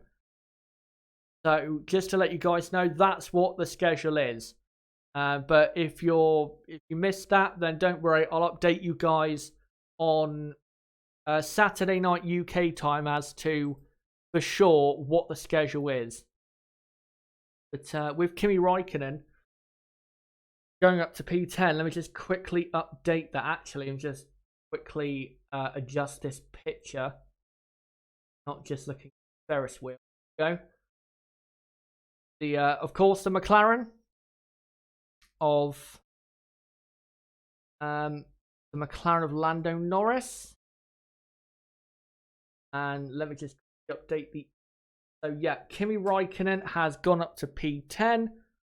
And that has demoted Daniel Kvyat P11. As I said, if one of the Alpha drivers can really bang in a lap, I think Alpha can be a top 10 runner, but they've got to really, pull out one of the drivers or both drivers a really good weekend, if they're going to do that. And that's not exactly, a guaranteed thing with Alpha at the moment because both of their drivers are not driving at their absolute best, but also the Alpha car is not exactly great at the moment. Let me just quickly update the order. So yeah, Kvyat P11, Grosjean down to P12. Lance Stroll is in 13th place. And then it's Giovinazzi in 14th and Magnussen 15th. We just quickly update that as Charles Leclerc, by the way, is on a race run as he's currently exiting the final chicane. Hopefully Ferrari getting the information they need. But yeah, Giovinazzi 14th. And Kevin Magnussen in 15th place. But if qualifying doesn't go ahead and this is, the starting order for the race on Sunday, not too bad, is it? Verstappen in P3, Valtteri Bottas pole position, and Ferrari P4 and P6. That wouldn't be too bad of a grid. But again, I think qualifying is most likely going to go ahead on Sunday morning local time. Right, let me look at what you guys are saying in the chat. Monkey says, shouldn't Ferrari try to improve their FP2 standing just in case qualifying is scrapped on Sunday? Yes and no.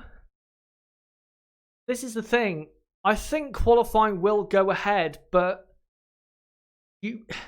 I think Mercedes, the reason Mercedes are probably pushing harder in practice 2 today is probably just in case qualifying on Sunday doesn't go ahead, but I think it will, because normally after a typhoon we get very, sunny and clear conditions. So you can see why they're not pushing too hard, but also you can see why they probably should push a bit harder. So it's kind of a 50-50 really. Let's look rather for some other comments. Seki Hybrid says also 85% chance of rain on Sunday. I think qualifying is probably going to be wet. Not sure if the race will. Not sure if the race will be wet, but I think qualifying will be wet because of the after effects of the typhoon. The great thing though with the running on the Sunday is if it is dry in qualifying and the race on the Sunday morning and Sunday afternoon, all of the rubber that is being laid down right now will be gone. So running in qualifying on Sunday morning local time will be like practice 1 for these drivers because there'll be no rubber on the track and there won't be that much grip, and they'll have to build it up, of course, over the course of qualifying. So even if qualifying is in the dry and the race, because the track will be very green, I think the race will be great because of it, because the grip won't be known and the grip won't be absolutely certain for the drivers and the cars. As now we cut to on the TV, Paul di Resta and Damon Hill watching the cars exit the final chicane. Let's look at what you guys have to say. By the way, great to see JB here early in the morning. He asks, if it rains, who do you think will be in the top 10 in qualifying? Rather, at the top, I think definitely if it does rain in qualifying, you'd have to go Lewis Hamilton on pole, because that car aerodynamically is the best on the grid, and in the wet you need grip, and that car has tons of it. And Lewis Hamilton is probably the best wet weather driver on the grid. Maybe you could say Max Verstappen, but I'm going to say Lewis Hamilton for now, because Lewis has had, say, consistently better performances than Verstappen, and we know more of what Lewis can do in the wet than what Verstappen can do. Yeah, if it does rain, Lewis on pole. P2, I'd say probably Max Verstappen, and then P3, Valtteri Bottas. I think Ferrari will really struggle if it does rain. If it does rain, then I think Ferrari are probably going to end up on the third row of the grid. Because, again, even though their car aerodynamically has improved, it is still not as good as the Mercedes or the Red Bull grip-wise. It's closer to them in terms of grip, but it's still not on their level. As we're currently watching, talking of Ferrari, Vettel on a race run, exiting the hairpin. Let's find some other comments from you guys. And again, if you want me to talk about any talking points, then let me know in the live chat, and I'll make sure to talk about it with 23.5 minutes to go in practice 2. JB, how does Renault look? I think Renault look fine. I know they're down in 16th and 18th place, but Renault, when they did their laps, it was a lot earlier than other cars such as Perez, Sainz, Norris, Kvyat, Raikkonen. So I think if they did a soft tyre run right now, they would probably go P7 and P8. And I think Renault do have, if it does stay dry, I think Renault do have the best midfield car this weekend. Not sure they'll get the result for, if they, let's say they do end up locking out the fourth row of the grid.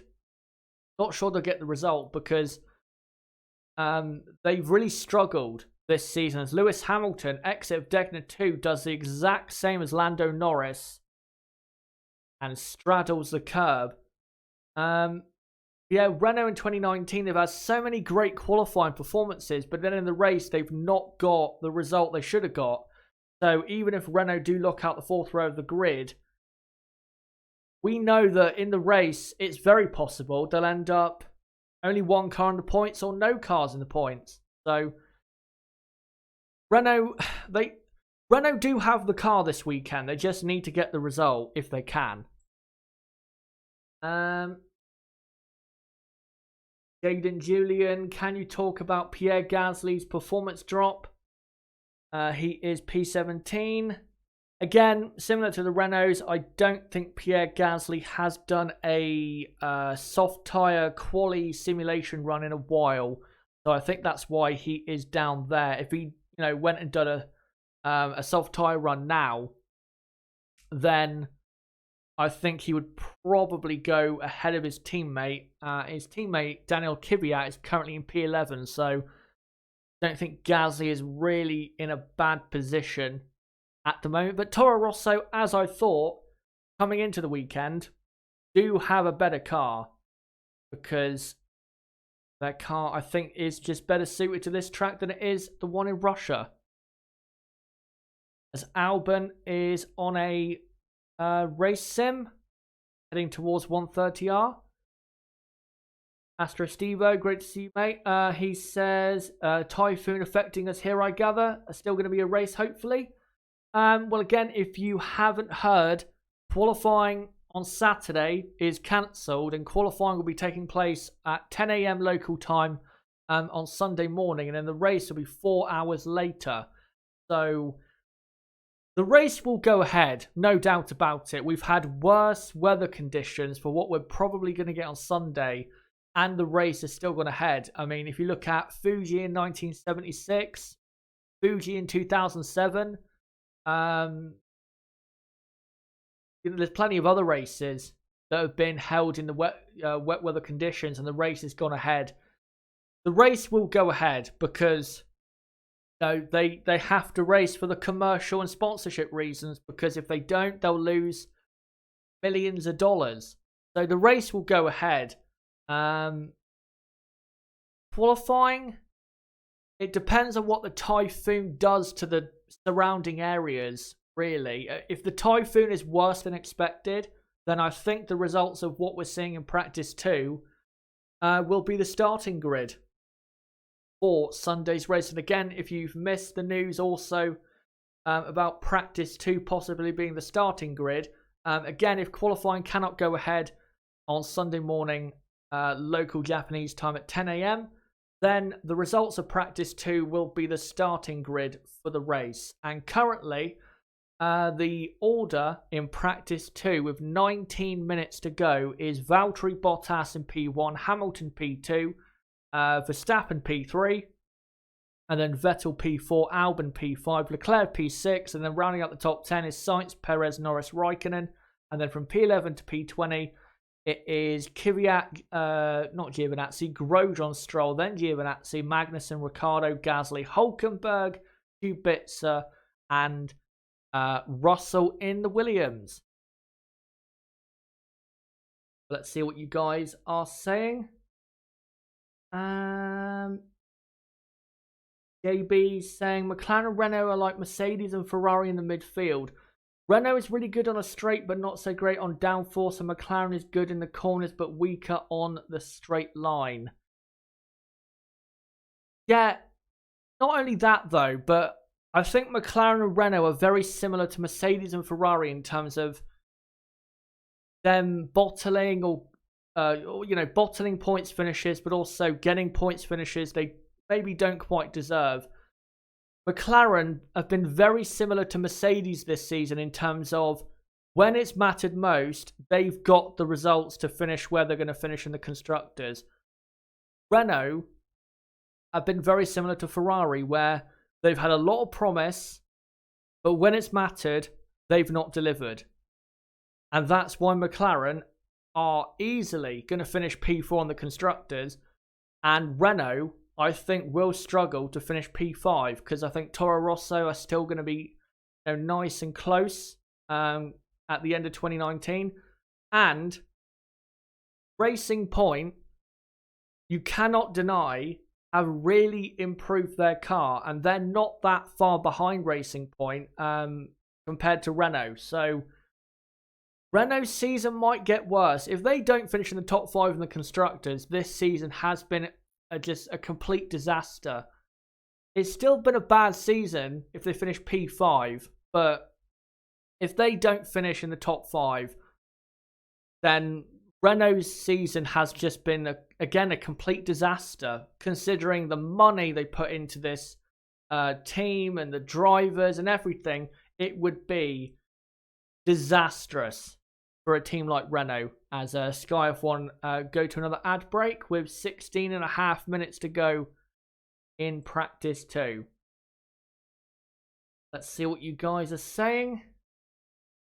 Seki Hybrid, if Leclerc doesn't finish at least 3rd, then his last chance of the World Championship is over. Let's be honest. Charles Leclerc, his World Drivers' Championship hopes ended in the Baku Castle section. That's when Charles Leclerc and Ferrari's title hopes ended. Ferrari haven't had a hope since then of competing for the World Championship, because even at races where Ferrari have had the quicker car, they've ended up still being outscored by Mercedes. And I think the last race in Russia was a perfect example of why Ferrari, operational-wise, despite having a quicker car at the moment in the dry, Ferrari, again, from an operational standpoint, are so far behind Mercedes. So far behind, because even if Mercedes have a slower car, you know that Mercedes will do everything in their power to get the best result possible, even if that is P3 and P4. Ferrari are always on the edge of a mistake. They are always on the edge of throwing a race away. When, if you put Mercedes in Ferrari's position of a 1-2, I mean, it's near impossible to beat them because of how great they are. So, I think this is the thing with Ferrari going forward into 2020. If they can have a car that is similar pace-wise compared to Mercedes and Red Bull at the moment for 2020, then great. I'm sure they can compete for the World Championship, quite a bit more than they have in 2019. But again, from an operational point of view, they will continue to throw results away because they're Ferrari and because they're always on the absolute edge of making a mistake. When Mercedes are in a very comfortable position because they're so great at what they do, they're so experienced at winning, and they just know how to get the results. Ferrari, this current Ferrari group just doesn't. And I still think, even if Ferrari have, say, as quick a car or a slightly quicker car in 2020, I still think Ferrari are quite a way away from winning a world title. Because you can't just have a quick car or a quicker car. You've got to have all of the key areas sewn up. You've got to be great in the operational point of view and also the pace point of view. Ferrari aren't quite good enough in all of those areas as of yet, going into 2020. As we come back from the ad break, and Daniel Ricciardo is on a race run. As we've got a load of cars coming down the pit straight, a Ferrari, a McLaren, an Alfa, and a Toro Rosso. As we've got 13 minutes to go in practice 2. Right, let's see what you guys have to say. The chat, let's see what you guys are saying. JB, do you think Hulkenberg can get to the top 10 dry or wet in quali in the race? Brackets, I'm planning on having him as my turbo driver in my fantasy team. I think Hulkenberg will be in the top 10. One, in the dry, the Renault is a top 10 car.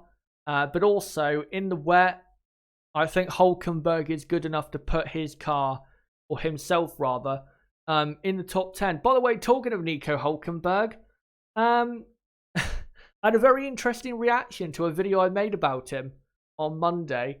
I will say I was a little bit surprised by the reaction I got. I didn't think there was that many people who were really, defending of Nico Hulkenberg. If you, do defend him, then, great on you. But I was surprised by the reaction I got.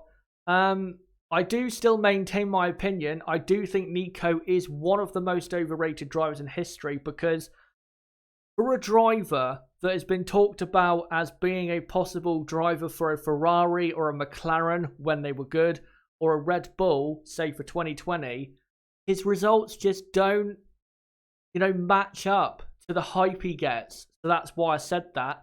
And I will say, though, there were a few good arguments defending Hulkenberg, but there wasn't that many good arguments that were defending him. There were a few, and to those people, well done for providing your point of view, but there were some people who just, were not providing that great of an argument against what I said as to, why I think Hulkenberg, again, is one of the most overrated drivers in history. And by the way, just to clarify with that video, when I said that, I'm not basing that only on 2019. It's based on his career. I know some people were saying, oh, well, you say that, but he's level on points with Ricciardo. Again, I'm not just talking about 2019. I'm talking about his entire career. Daniel Ricciardo, and, the way his career's gone is a completely different story. So it's really based on pre-2019 for me with Nico Hulkenberg. Right, let's see what you guys are saying. The chat. Spider Monkey, Chaz after Nico vid, surprise Pikachu face. Yep, indeed. Blue Flag Alpha, people clearly don't understand what is a different opinion. Again, at the end of the day, it was just my opinion. I've had that opinion for, a couple years now. The reason I made the video is because I think Nico is out of Formula 1 for 2020, and I don't think Nico will be coming back. And I've been meaning to make a video on Nico Hülkenberg, and I think, considering again that he's probably out of Formula 1 very soon, the time was right to express my feelings as to why I just don't think Nico in his career has been as good as people think he is. If you get linked to a Ferrari or a Red Bull seat and you've not had a podium in a decade, you have to be overrated. You have to be. So, and Hülkenberg, as I proved in the video, he has had chances of a podium, but it's not like he's been unlucky. He has kind of caused his own downfall, but again, that's just my opinion. I will say, though, he's not the most overrated in F1 history. There are people, I'd say, who are slightly more overrated, but he is still one of the most overrated drivers I can remember in F1 history. I think Giancarlo Fisichella is definitely one driver who's more overrated, because that guy, whenever he got into an actual good car, didn't really do anything. As just looking at the TV, who is that? A Racing Point of Perez continuing a race run. But anyway, guys are saying in the chat, Seki hybrid, but Red Bull really need to step up for 2020 because they don't excel in any area. That is true. I think, of course, Honda need to improve their power output. We know that. That's, stating the obvious. But it's not like Red Bull have done what they did in 2018 and produced the best aerodynamic or chassis on the grid. They haven't got that. Mercedes have had that in 2019. So I think the real big step is Red Bull having the best aero package on the grid. If they can have that in 2020, considering how great Max Verstappen has been in the last 2 years, then I think Max can contend for the world title. But if Red Bull is still lagging behind in terms of grip compared to Mercedes, I just don't think Red Bull can compete, because they don't have the power to replace the lack of grip they have compared to Mercedes. If Honda had the most power in Formula 1, then Red Bull would probably win the World Championship this season. But again, they don't have the power to replace the lack of grip that they have compared to Mercedes. I will say, though, I don't think Red Bull are way off Mercedes in terms of grip. But it's definitely, a third of a second or a half a second at most. And Red Bull have got to solve that, because if they want to keep Max Verstappen at Red Bull, they've got to produce a car next season that can contend, say, at least half the time, if not most of the time, to be honest, for race victories. Because I think Max is now ready to contend for the World Championship. He just needs the car. Hopefully he does get it, and considering 2020 will be the second year of the Red Bull Honda partnership, they should really get it a lot more right next year. Let's look at some other comments from you guys. JB Ocon, fairly overrated. He's another one. I just don't get why people talk about Ocon like he is, the next Alain Prost or this next, great driver. Esteban is a good driver, no doubt about it, but he's not going to be a Max Verstappen level of driver. He's not going to be. in his 2 years at Force India / Racing Point, he wasn't quite good enough against Sergio Perez. And if you look at the comparisons in qualifying in the race and you add them up over the 2 years, Perez, not massively, but slightly beat Ocon.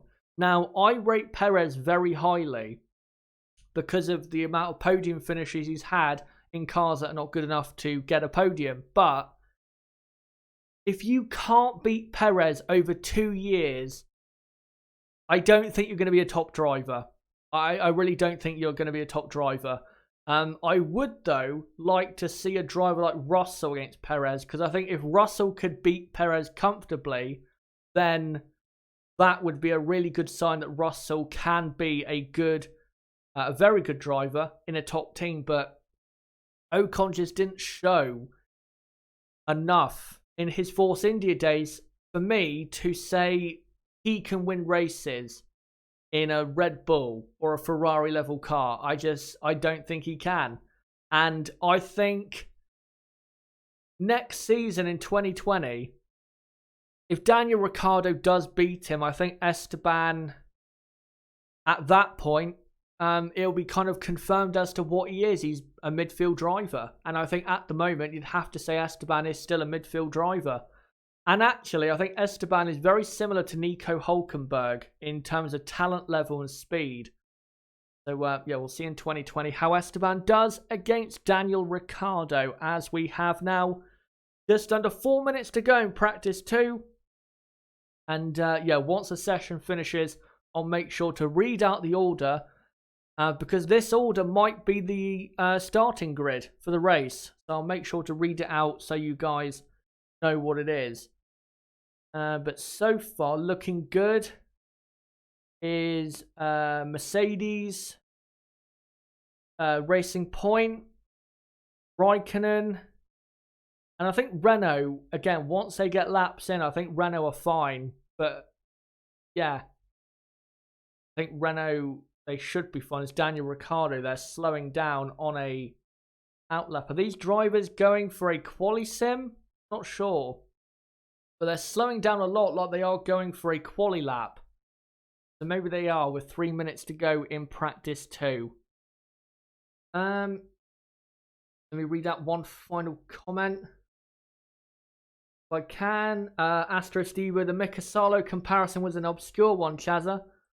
Well, I think it was actually a correct one, to be honest, because again, if you look at Mika Salo's career, it's very similar to Hülkenberg. Mika Salo was a driver who was never good enough to get a midfield car onto a podium like other drivers were, in that time period, like a Heinz-Harald Frentzen or drivers like that, or a Ralf Schumacher, or even a Fisichella. But what he was a driver that would always finish P5, P6, P7, positions like that. But when it came to the crunch, he just wasn't quite good enough. And I think Hülkenberg is the same kind of driver. And Nico Hülkenberg is the Mika Salo of the 2010s.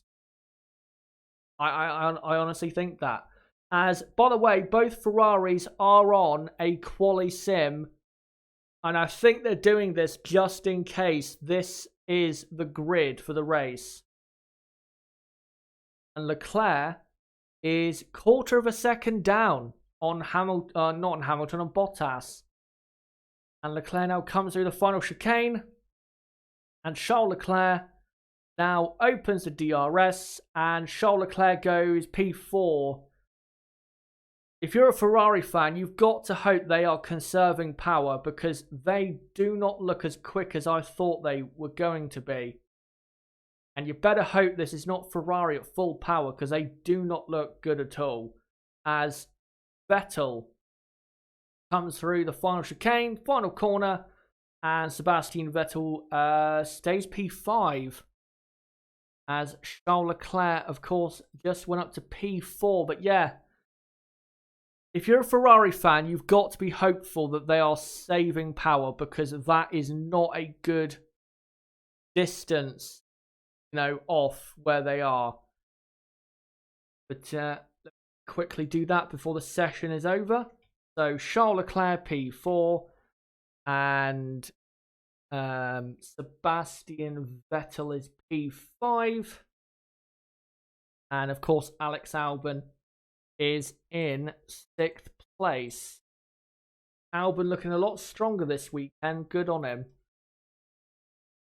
As Bottas is doing his, and so is Hamilton, their final race simulation run on the medium compound tyre, which I think will be the good or the best tyre to use on race day, because again the track will be green, meaning the tyre wear will be a bit worse than normal. And yeah, you'll want to start on this tyre if you can, as the checkered flag is now flying. And practice 2, ladies and gentlemen, is now over.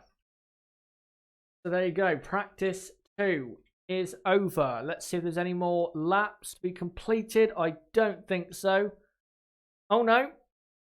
Saying that, Pierre Gasly has gone P9 in the Toro Rosso. Let me just quickly update that, and then we'll get into quick review of the order and where teams are, as Giovinazzi coming across a line there, 15th place.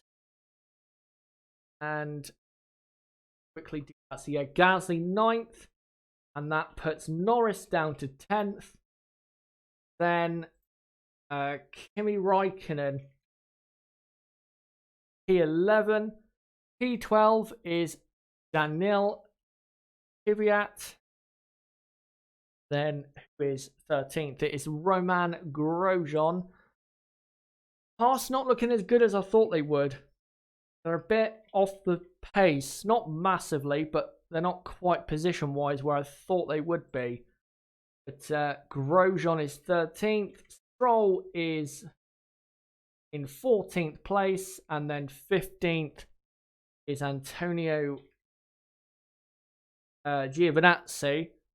And then 16th is Magnussen. And then the 2 Renaults are 17th and 18th. Again, though, they set their quali sim laps very early on. So if you are a Renault fan, don't quite worry, because I think they do have good speed. They just haven't shown it yet. But if qualifying is cancelled, then they've completely thrown away any good speed that they've had, because this will get took as the starting grid, and then they'll be doomed. So yeah, that is the finishing order of practice 2. So let me go through it in a moment once it swings around back to the start. So if qualifying on Sunday morning, local time of course, is cancelled, this is what the starting grid could be. It could be Valtteri Bottas P1, Lewis Hamilton P2, Max Verstappen P3, Leclerc P4, Vettel P5, Albon P6, and then completing the top 10 is Sainz, Perez, Gasly, and Norris. And then from P11 to P20, it is Kimi Raikkonen, Daniil Kvyat, Roman Grosjean, Lance Stroll, Antonio Giovinazzi, Kevin Magnussen, Daniel Ricciardo, Nico Hülkenberg, Robert Kubica, and George Russell. Again, if qualifying is cancelled, that will be the starting grid for the race, but I think qualifying will go ahead. But who is so far looking good? Well, I think Mercedes' upgrades, they are probably working. I don't think we can absolutely say, though, right now if they have worked or not. We'll see, later on in the weekend if they have. And, of course, from their point of view, they'll be hoping they have. Ferrari, not looking as quick as I thought they would. Hopefully, from their point of view, there is a lot more speed to come if they do turn up the power unit quite a bit more. Red Bull are looking, in terms of pace in the dry, they're looking about the same as I thought they would be. Renault, again, 17th and 18th, but there is more pace to come, absolutely, from Renault. Because they didn't do their quali sims when other people did very late on in practice session. McLaren look fine, as I thought. Alpha, if the drivers can get the lap right, I think Alpha can get in there, but the car's not quite there for them this weekend. Same kind of goes for Haas F1. Toro Rosso, I think, can mix it with teams like Alpha and Haas for sure. Maybe, say, a Racing Point. And talking of Racing Point, I think Racing Point are the dark horse of the midfield. Their car is a bit quicker than I think people were expecting. Of course, Williams are at the very back. But guys, that is it for this stream. Of course, doing a watch along for the Practice 2 session for the 2019 Japanese Grand Prix. Thank you guys for coming along, especially if it is in the middle of the night or very early in the morning if you're in Europe or North or South America. Thank you guys for coming along if the time in your part of the world is not that great. And thank you for coming along if it's a great time for you in your part of the world. Doesn't matter. Thank you guys for coming along. Great to have you along for this session. Again, in case you guys didn't hear what I said earlier, qualifying has been cancelled. So I will be live at 1 a.m. UK time on Sunday morning for the qualifying watch along. We'll have an hour's build up. Qualifying starts at 2 a.m. UK time and will go until 3 a.m. And then as soon as qualifying finishes, I will be straight away coming off, finishing the stream. Then I'll get the qualifying review done as soon as possible. And then at 5 a.m. UK time on Sunday morning, we will be starting the race watch along for the 2019 Japanese Grand Prix. And then, of course, an hour later, the race will start. We'll do the race, and then we'll be live after the race for about another 20 minutes. And then I'll do the race review shortly after that. So don't forget, guys, if you are new to the channel, to subscribe for that. That's 4 videos coming in 8 hours. It's going to be a very, very tough and hectic Sunday morning for me. But I cannot wait for it because it's going to be great for sure. So don't forget to subscribe for that. Bottom right of the screen, you can do it right there. Or go to my homepage and subscribe there. And hit the notifications bell as well for more content like this. And also don't forget to smash the like button, as it really does help out the channel growing. And also does, show me that you guys do like the content. Also, if you haven't checked out my preview for this Grand Prix, it's in the description down below. There's a link down below for it. If you haven't seen it yet, then make sure to do so. Also, it does feature a track guide of Suzuka, which I did have quite a bit of fun doing. So make sure to check that out. And also, comment down below what you thought of this video, and comment down below, going, ahead into the rest of the weekend, what do you think will happen? And what weather do you think we'll see later on in the weekend? And given, again, that we might have a chaotic Sunday with the weather, if there is going to be a surprise, where do you think it will come from? Let me know in the comments, and I'll try and respond if I can. And also, don't forget to join my Discord server, link below in the description. That's the best place, Discord, for notifications, my videos and streams. And also is the hardcore Chazza HDF1 community. We have just under 400 people in that server. And on a Grand Prix weekend, it is quite active. So don't forget to join that. And also don't forget to hit the like button on my Facebook. That's Chazza HDF1 on Facebook. Let me just clear my throat a moment.